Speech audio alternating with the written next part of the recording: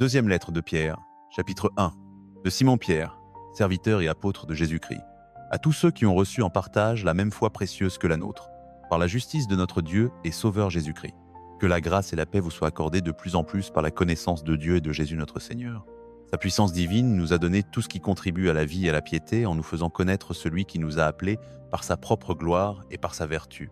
Celle-ci nous assure de grandes et précieuses promesses, afin que par elles vous deveniez participants de la nature divine, en fuyant la corruption qui existe dans le monde par la convoitise. À cause de cela même, faites tous vos efforts pour joindre à votre foi la vertu, à la vertu la connaissance, à la connaissance la maîtrise de soi, à la maîtrise de soi la persévérance, à la persévérance la piété, à la piété l'amitié fraternelle, et à l'amitié fraternelle l'amour. Car si ces choses sont en vous, et y sont avec abondance, elles ne vous laisseront pas oisifs ni stériles pour la connaissance de notre Seigneur Jésus-Christ.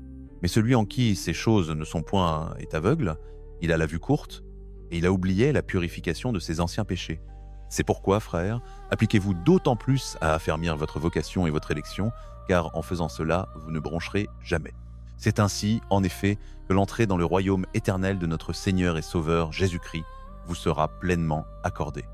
Voilà pourquoi je prendrai soin de vous rappeler ces choses, bien que vous les sachiez et que vous soyez affermis dans la vérité présente.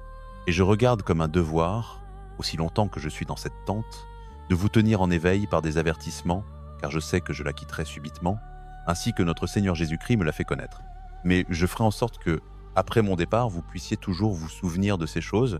Ce n'est pas, en effet, en suivant des fables habilement conçues que nous vous avons fait connaître la puissance et l'avènement de notre Seigneur Jésus-Christ, mais parce que nous avons été témoins oculaires de sa majesté. Car il a reçu de Dieu le Père honneur et gloire, quand la gloire magnifique lui fit entendre une voix qui disait « Celui-ci est mon Fils bien-aimé, en qui j'ai mis toute mon affection. » Et nous avons entendu cette voix venant du ciel, lorsque nous étions avec lui sur la sainte montagne. Et nous tenons pour d'autant plus certaine la parole prophétique, à laquelle vous faites bien de prêter attention, comme à une lampe qui brille dans un lieu obscur, jusqu'à ce que le jour vienne apparaître et que l'étoile du matin se lève dans vos cœurs. Sachez avant tout qu'aucune prophétie de l'Écriture ne peut être un objet d'interprétation particulière, car ce n'est pas par une volonté humaine qu'une prophétie a jamais été apportée, mais c'est poussé par le Saint-Esprit que des hommes ont parlé de la part de Dieu. Chapitre 2. Il y a eu parmi le peuple de faux prophètes, et il y aura de même parmi vous de faux docteurs, qui introduiront des sectes pernicieuses, et qui, reniant le maître qui les a rachetés, attireront sur eux une ruine soudaine. Plusieurs les suivront dans leur dissolution, et la voix de la vérité sera calomniée à cause d'eux par cupidité. Ils vous exploiteront au moyen de paroles trompeuses. Mais depuis longtemps, leur condamnation est en marche et leur ruine ne sommeille point. Car si Dieu n'a pas épargné les anges qui ont péché, mais les a précipités dans les abîmes de ténèbres et les a réservés pour le jugement, s'il n'a pas épargné l'ancien monde, mais s'il a sauvé Noé, le huitième, ce prédicateur de justice, lorsqu'il fit venir le déluge sur un monde d'impies, s'il a condamné à la destruction et réduit en cendres les villes de Sodome et de Gomorrhée, les donnant comme exemple aux impies à venir, et s'il a délivré le juste Lot, profondément attristé de la conduite de ces hommes sans frein dans leur dérèglement, car ce juste, qui habitait au milieu d'eux, tourmentait jour après jour son âme, juste à cause de ce qu'il voyait et entendait de leurs œuvres criminelles, le Seigneur sait délivrer de l'épreuve les hommes pieux et réserver les injustes pour être punis au jour du jugement, ceux surtout qui vont après la chair dans un désir d'impureté et qui méprisent l'autorité. Audacieux et arrogants, ils ne tremblent pas en injuriant les gloires, tandis que les anges, supérieurs en force et en puissance, ne portent pas contre elles de jugement injurieux devant le Seigneur. Mais eux, semblables à des brutes sans raison, nés pour être prises et détruites, ils parlent injurieusement de ce qu'ils ignorent et ils périront par leur propre corruption, recevant ainsi le salaire de leur iniquité. Ils trouvent leur plaisir à se livrer à la débauche en plein jour. Hommes tarés et souillés, ils se délectent dans leur tromperie en faisant bonne chère avec vous. Ils ont les yeux pleins d'adultère et insatiables péchés, ils amorcent les âmes mal affermies, ils ont le cœur exercé à la cupidité, ce sont des enfants de malédiction.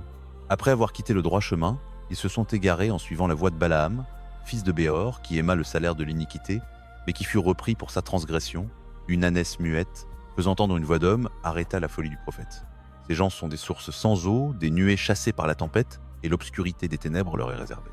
Avec des discours enflés de vanité, ils amorcent par les convoitises de la chair, par les dissolutions, ceux qui venaient à peine d'échapper aux hommes qui vivent dans l'égarement. Ils leur promettent la liberté, quand ils sont eux-mêmes esclaves de la corruption, car chacun est esclave de ce qui a triomphé de lui.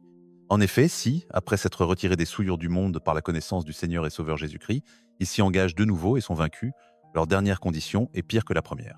Car mieux valait pour eux n'avoir pas connu la voie de la justice que de se détourner, après l'avoir connu, du saint commandement qui leur avait été donné. Il leur est arrivé, ce que dit un proverbe véritable, le chien est retourné à ce qu'il avait vomi et la truie lavée s'est vautrée dans le bourbier. Chapitre 3. Bien-aimés, c'est déjà la seconde lettre que je vous écris. Dans l'une comme dans l'autre, je cherche à réveiller par des avertissements votre saine intelligence, afin que vous vous souveniez des choses annoncées d'avance par les saints prophètes, et du commandement du Seigneur et Sauveur enseigné par vos apôtres. Sachez avant tout que, dans les derniers jours, il viendra des moqueurs avec leurs railleries, marchant selon leur propre convoitise, et disant où est la promesse de son avènement. Car depuis que les pères sont morts, tout demeure comme dès le commencement de la création.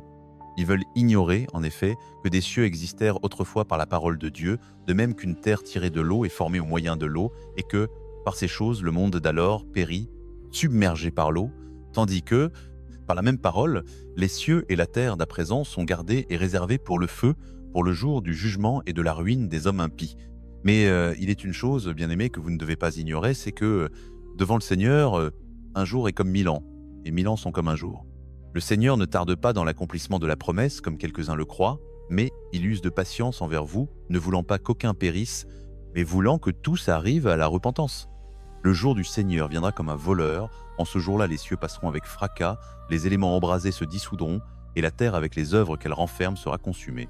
Puisque donc toutes ces choses doivent se dissoudre, quelles ne doivent pas être la sainteté de votre conduite et votre piété, tandis que vous attendez et hâtez l'avènement du jour de Dieu, à cause duquel les cieux enflammés se dissoudront et les éléments embrasés se fondront. Mais nous attendons, selon sa promesse, de nouveaux cieux et une nouvelle terre, où la justice habitera. C'est pourquoi, bien-aimés, en attendant ces choses, appliquez-vous à être trouvés par lui sans tache et irrépréhensibles dans la paix. Croyez que la patience de notre Seigneur est salut, comme notre bien-aimé frère Paul vous l'a aussi écrit, selon la sagesse qui lui a été donnée. C'est ce qu'il fait dans toutes les lettres, où il parle de ces choses, dans lesquelles il y a des points difficiles à comprendre, dont les personnes ignorantes et mal affermies tordent le sens, comme celui des autres Écritures, pour leur propre ruine. Vous donc, bien-aimés qui êtes avertis, mettez-vous en garde, de peur que, entraînés par l'égarement des impies, vous ne veniez à déchoir de votre fermeté, mais croissez dans la grâce et dans la connaissance de notre Seigneur et Sauveur Jésus-Christ. À lui soit la gloire, maintenant et pour l'éternité. Amen.